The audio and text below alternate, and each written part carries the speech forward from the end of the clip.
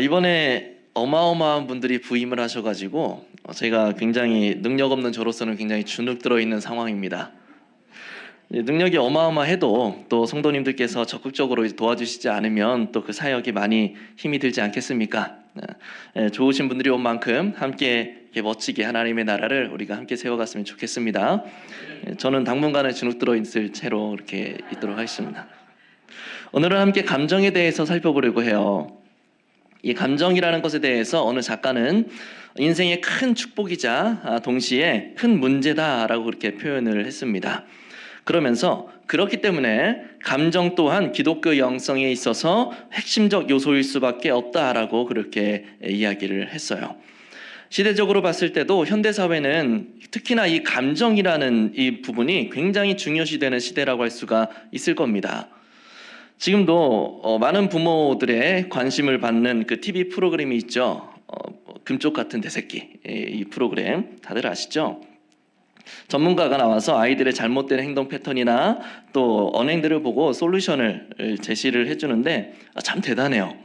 어떻게 이렇게 간단한 솔루션을 가지고 이렇게까지 아이가 달라질 수가 있나? 라고 생각이 절로 들 만큼 신통방통합니다. 육아를 하는데 전문가들이 하는 이야기가 있어요.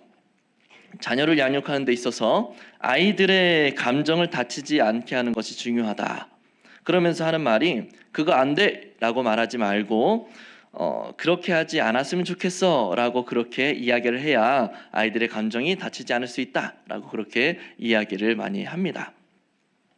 참 맞는 것 같아요. 아이들의 마음을 다치지 않게 하기 위해서 그렇게 부드럽게 순화시켜서 표현을 한다면 참 아이들의 마음이 건강하게 잘 자랄 수 있겠다 싶은 생각도 듭니다. 그런데 이런 현상이, 이런 모습들이 감정을 존중하다 못해 지나치게 극대화시키고 있다라는 생각도 들어요. 이런 현상들이 오히려 급변하는 어떤 감정들에 대해서 더 쉽게 휘둘리도록 만드는 것은 아닌가 하는 우려가 좀 생기기도 합니다. 만약 감정을 다치지 않게 하는 것이 그 어떤 것보다 중요한 가치를 지닌다고 한다면 아마도 하나님께서도 십계명을 주실 때 다르게 주시지 않았을까 싶은 생각이 좀 듭니다. 내가 나 외에 다른 신을 내게 두지 않았으면 좋겠어 라든가 내가 우상을 만들지 않았으면 좋겠어, 살인을 한다면 내 마음이 너무 아플 거야 라고 십계명을 주셨을 것 같아요.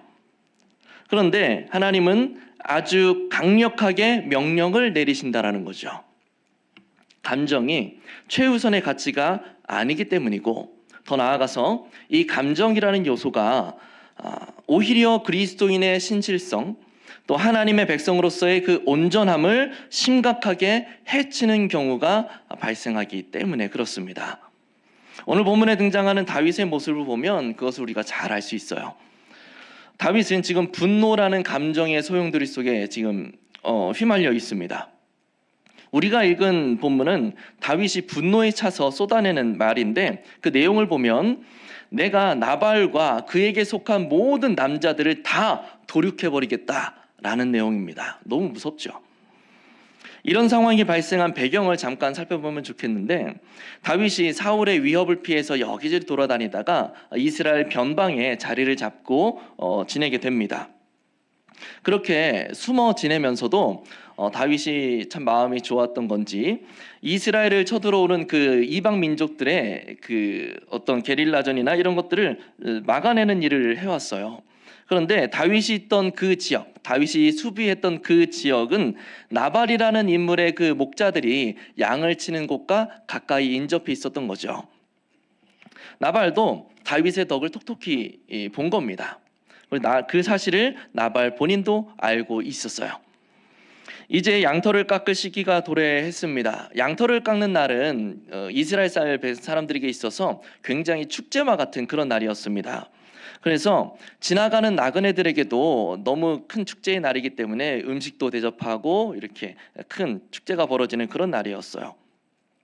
특히나 나발의 재산을 지켜주었던 다윗이었으니 당연히 자신과 병사들에게 큰 음식을 베풀 것이라고 기대하면서 다윗이 수하를 보낸 거죠. 그런데 나발이 어떻게 했습니까? 25장 10절과 11절에 보면 나발이 하는 말이 다윗 그게 누구냐? 사울의 장관이었다가 배신하고 도망간 놈 아니냐? 내가 그런 놈에게 왜 먹을 것을 내어주겠느냐? 하면서 굉장한 모욕을 내뱉어 버리죠. 부하에게 그 이야기를 전해 듣고는 다윗이 엄청난 분노를 느끼게 되는데 그래서 나발과 그에게 속한 남자들을 모두 내가 죽여버리겠다라고 하면서 병사들을 이끌고 씩씩거리면서 지금 가고 있는 겁니다.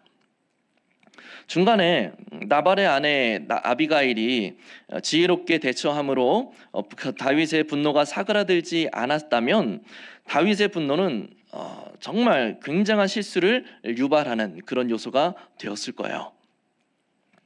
다윗의 이 분노가 어떤 부분에서 그렇게 크게 잘못되었는가라는 것을 우리가 확인해야 되는데 이것을 위해서 생각해 봐야 될 것이 있습니다.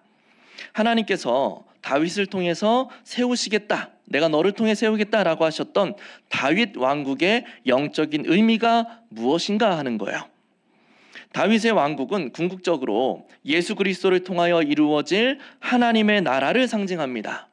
그 나라를 통하여서 하나님께서 온 이스라엘을 다스리시고 은혜를 베푸시겠다라는 거예요.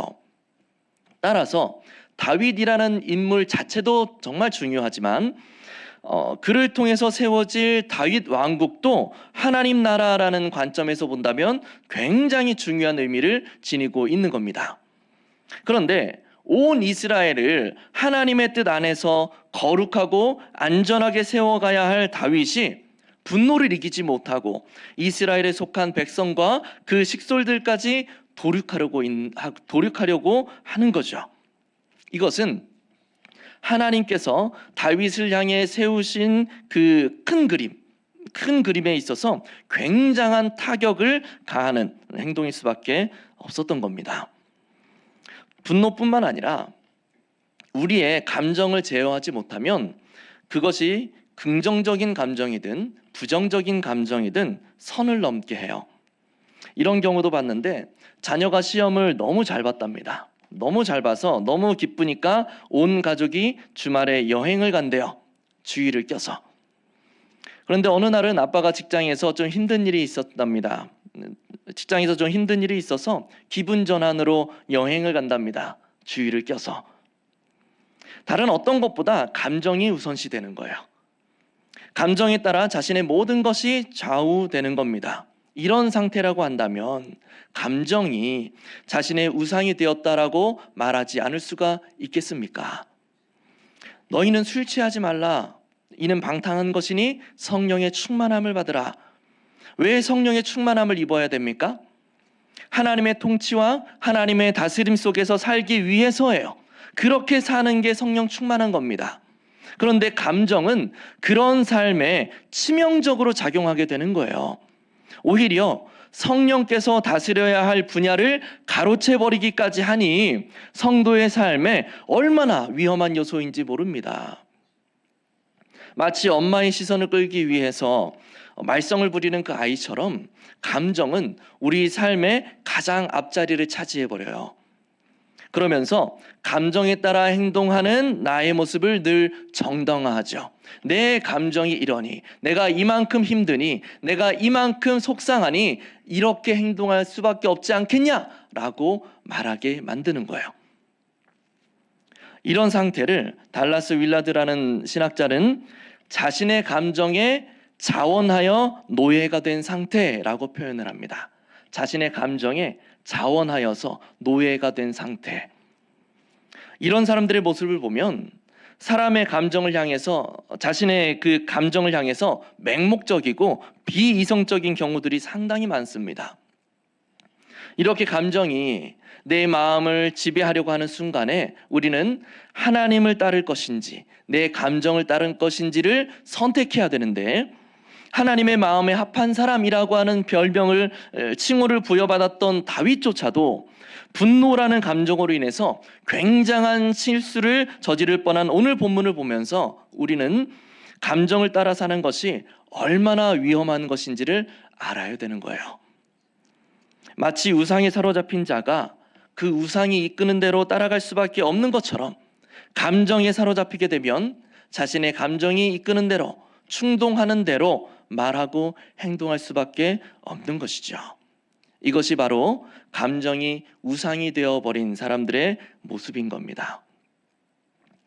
이런 면에서 양반사상이라고 하는 사고방식을 지닌 우리나라는 좀 상당한 이점을 갖고 있다고 할 수 있을까요?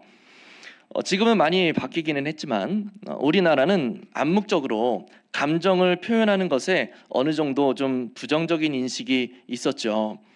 그래서 양반은 뛰어서도 안 되고 또 경박스러워서도 안 되며 언제나 감정을 절제하면서 차분한 말과 행실을 보여야 된다라고 하면서 이런 모습들을 이렇게 지향합니다.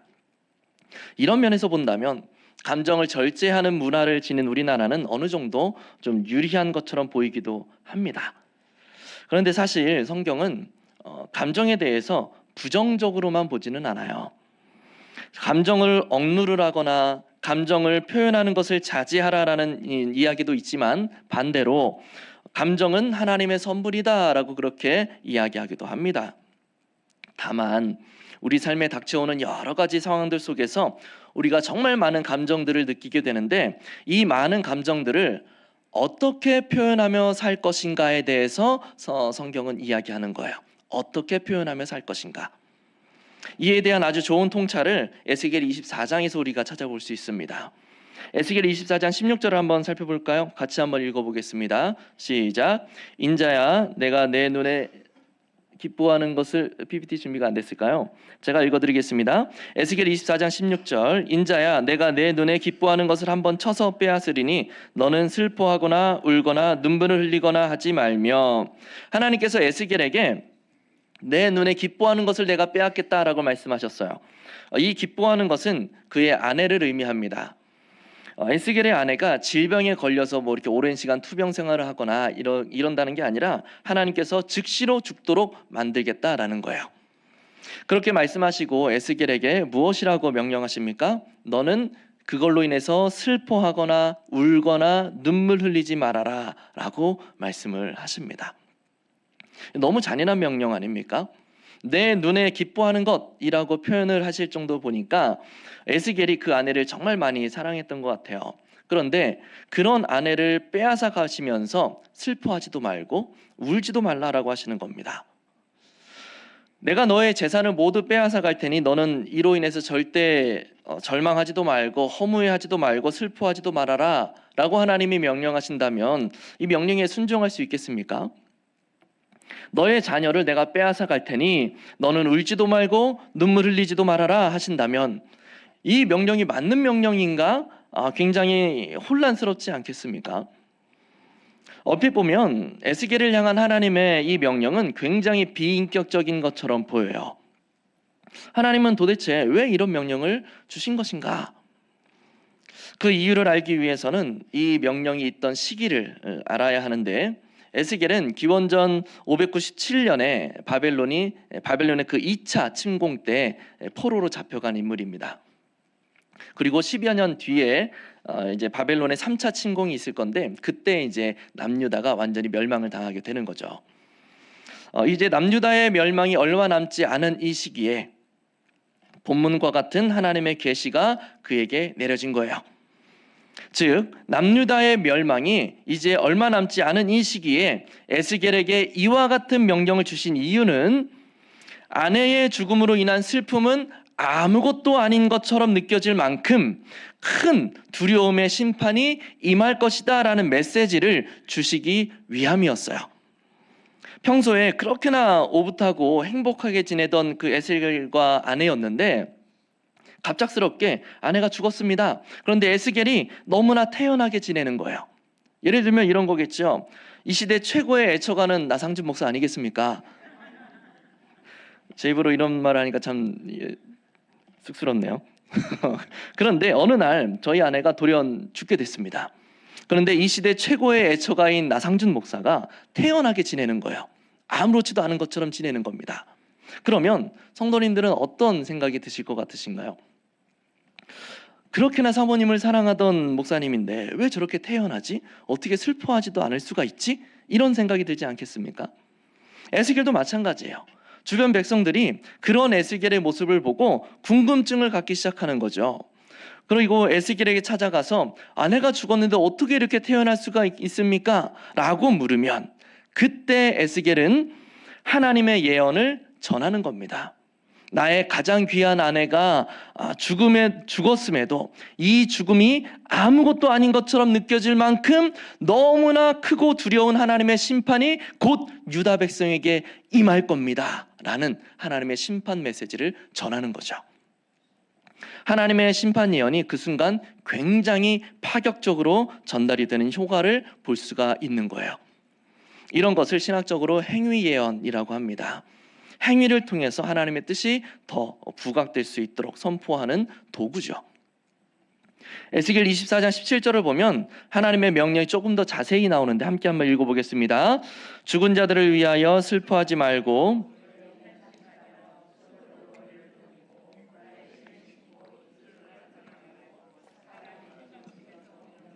먹지 말라 하신지라. 잘 보면 사실 하나님께서 슬픔 자체를 느끼지 말아라 라고 말씀하신 게 아니었어요.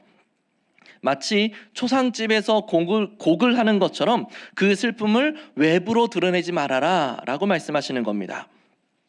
데살로니가 전서 4장에 보면 바울이 믿음 가운데 살다가 죽은 성도들에 대해서 지나치게 슬퍼하지 말아라 라고 이야기를 해요.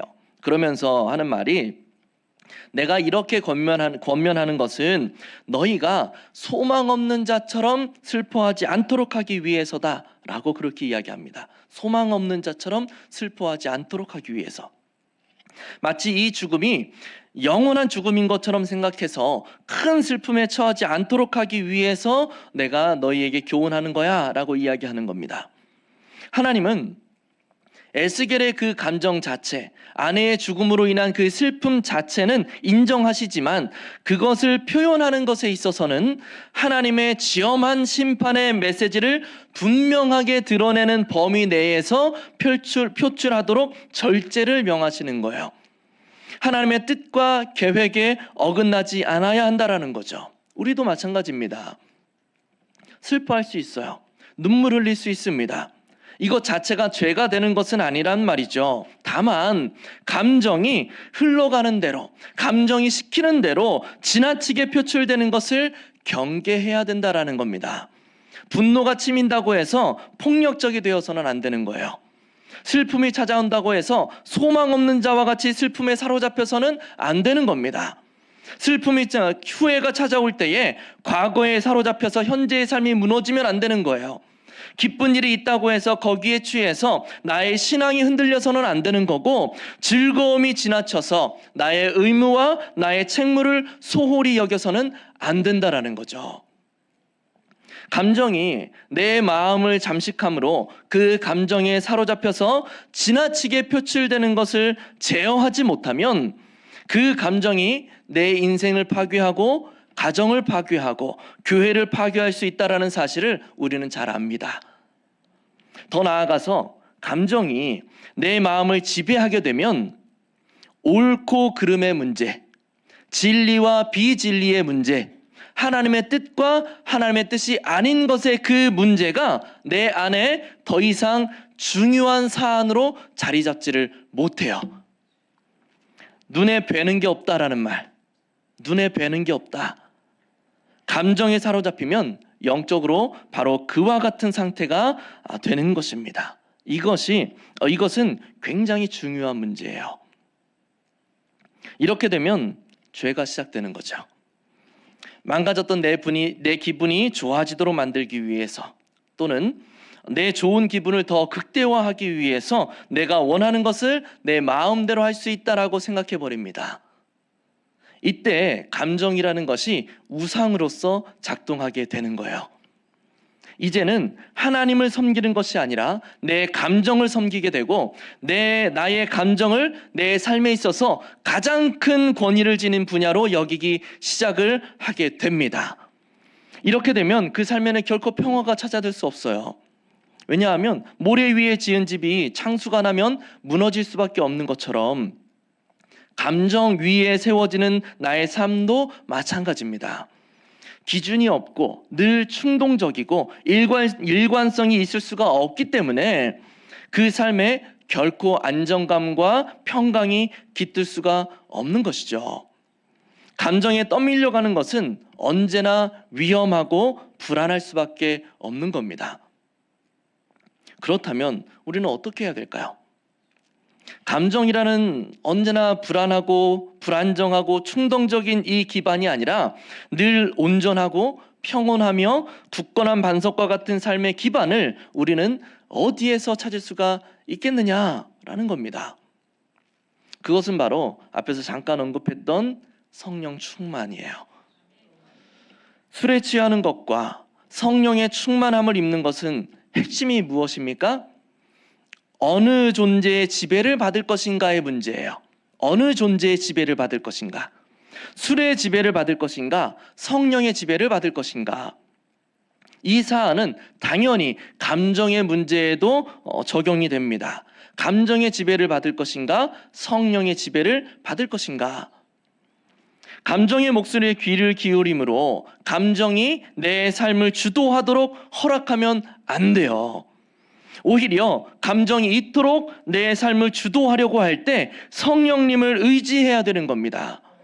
성령님을 통해서 나를 격동하게 만드는 그 감정의 소용돌이와 싸우고 감정을 제어할 수 있어야 되는 거예요. 성도로 하여금 성도답게 만드는 것은 복음을 기반으로 우리의 심령을 주장하시는 성령의 역사이기 때문입니다. 자신의 모든 것을 내어주심으로 우리를 자녀 삼으셨다고 하는 하나님의 영광의 구원의 이야기, 그 변치 않는 복음으로 성령께서 우리 안에 온전하고 흔들리지 않는 견고함을 세워가시는 거예요. 감정이 아니라 복음이 나를 움직이는 동력이 되도록 만드심으로 나의 파괴적 감정을 건설적 방향으로 다스릴 수 있도록 성령님께서 도와주시는 겁니다. 분노를 일으키는 대상을 향해서 용서를 베풀 수 있도록 만들어주세요. 배척하고 단절된 상대를 용납하고 수용할 수 있도록 도와주시죠. 나에게 임한 하나님의 충만한 은혜와 사랑이 나의 충동적 감정을 변화시킴으로 이제는 복음 안에서 우리의 모든 감정들이 표현되도록 성령께서 만들어 주시는 겁니다. 혹 나의 연약함으로 인해서 감정과의 싸움에 질 때도 있겠죠. 물론 그래도 괜찮습니다. 우리의 절망과 우리의 실패와 좌절 속에서 은혜의 보좌 앞에 담대히 나아갈 수 있는 능력을 우리가 얻었다라고 복음이 이야기하지 않습니까? 끓어오르는 분노가 일어나서 그 감정이 악한 방식으로 표출되었다면 그 감정을 그대로 하나님 앞에 가지고 나아가면 되는 거예요. 그래서 내 힘으로는 절제할 수 없을 만큼 비대해져 버린 감정, 이 나의 감정을 성령 하나님께서 다스려 달라고 요청하는 거죠. 우리가 수없이 실패할 것이라는 사실을 하나님은 이미 알고 계세요. 감정 앞에서 우리가 너무나 연약한 존재라는 사실을 하나님이 알고 계십니다. 이것 때문에 예수님이 오셔서 우리가 아직 연약할 때에 경건치 않은 자들을 위하여 죽으셨고, 우리가 이 은혜를 힘입어 하나님 앞에 나아가면 하나님은 언제든지 우리를 용서하시고 도우실 준비가 되어 있으신 분이시라는 거죠. 복음이란 그런 거죠. 내가 해결할 수 없는 죄의 문제를 그리스도께서 해결해 주셨고, 내 힘으로는 거룩해질 수 없는 연약함을 하나님께서 주도적으로 변화시키시고 이끌어 가시는 것, 그것이 복음이고 은혜 아니겠습니까?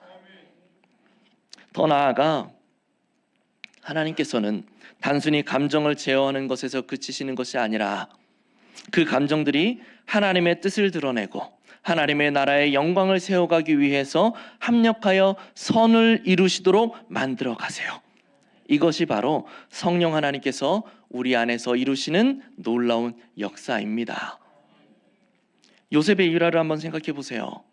형제들에게 배신을 당하고 노예로 팔렸을 때 그 마음이 얼마나 황망하고 화가 났겠습니까? 보디발의 아내로 인해서 누명을 쓰고 국가의 중죄인들을 가두는 감옥에 수감되었을 때 얼마나 억울하고 절망스러웠을까요? 꿈 때문에 너무나 찝찝하고 석연치 않은 불안함에 사로잡힌 그 술 맡은 관원장에게 꿈을 해석해주고 그가 복직되었을 때에 나를 좀 기억해달라 그렇게 요청했는데 몇 날 며칠이 되어도 소식이 없는 겁니다. 얼마나 서운하고 괘씸했겠습니까? 하지만 요셉의 삶이 완전히 회복되고 오히려 전보다 더 영화롭게 되었을 때 그는 술 맡은 관원장을 향하여서 보디발의 아내를 향하여서 심지어 이 모든 일의 원흉이었던 그의 형제들을 향하여서 분노라는 감정에 사로잡히지 않고 오히려 이 모든 과정에 하나님의 계획하심이 있었습니다라고 고백했습니다. 요셉이 그럴 수 있었던 것을 성경은 하나님이 그와 함께 하셨다라고 하는 한마디의 진술로 설명하고 있어요. 하나님이 그와 함께 하셨더라. 이제는 돕는 자로서 우리를 지도하시고 우리와 동행하시는 성령 하나님께서 우리 안에 내주하심으로 늘 우리와 함께 하시며 우리의 심령을 붙들어 주시겠다라고 약속하셨습니다. 우리는 할 수 없어요. 그러나 내 안에 계신 성령 하나님께서는 하실 수 있습니다. 격동하는 감정 속에서 하나님의 뜻을 살피게 하시고 내가 지금 느끼고 있는 감정이 결코 내 삶의 주인이 될 수 없음을 깨닫게 하시며 내 모든 결정권의 최종 권위자는 나의 아버지, 나의 하나님이심을 고백하도록 하나님께서 만드시는 겁니다. 성령께서 우리를 그렇게 만들어 가세요. 혹 감정의 우상에 사로잡혀서 감정을 다스리지 못하고 그가 이끄는 대로 그가 충동하는 대로 감정에 순응하며 살아가고 있는 분이 혹시 계십니까? 감정은 결코 우리의 삶의 주인이 될 수 없음을 기억하시기 바랍니다. 감정이 우상이 되어서는 결코 안 된다라는 사실을 기억하시기를 바랍니다. 모든 것이 가하나 모든 것이 유익한 것은 아니고 모든 것이 가하나 모든 것이 덕을 세우는 것은 아님을 우리가 기억하면서 내 삶의 모든 결정의 중심은 하나님의 영광이요 하나님 나라가 건강하고 아름답게 세워지는 것에 있어야만 한다라는 사실을 또한 기억하시기를 바랍니다. 마치 에스겔의 감정 절제를 통하여서 하나님의 지엄한 심판의 메시지가 더 온전하게 드러났던 것처럼 우리 안에서 역사하시고 우리를 인도하시는 성령님의 손길에 우리의 모든 것을 내어드림으로 나의 감정까지도 하나님의 거룩하신 뜻과 하나님의 섭리를 위하여 아름답게 쓰임받을 수 있게 되기를 예수님의 이름으로 간절히 축복합니다.